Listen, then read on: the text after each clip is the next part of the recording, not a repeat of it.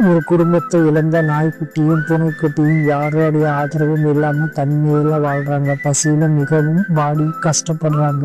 பசியோட மயக்கத்துல நாய்க்குட்டி மயங்கி விழுந்துருது.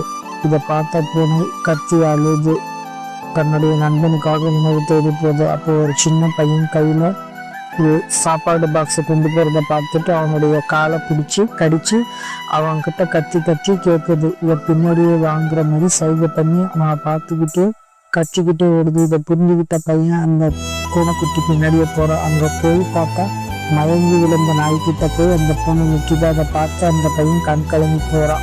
அந்த நாய்க்குட்டிக்கு உணவு வைக்கிறான், அந்த பூனைக்கு உணவு வைக்கிறான். அவனுக்கு வைக்கிற உணவையும் அந்த பூனை சாப்பிடாம தன்னுடைய நண்பனான நாய்க்குட்டிக்கு கொடுக்குது. இதை பார்த்து அந்த பையன் மிகவும் ஆனந்த கண்ணீர் விடுறான். கடைசியில 2 பேரையும் அவன் நல்லபடியா வளர்க்குறான். அந்த பூனையும் நாய்க்குட்டியும் நல்ல நண்பர்களாக இருக்கிறாங்க.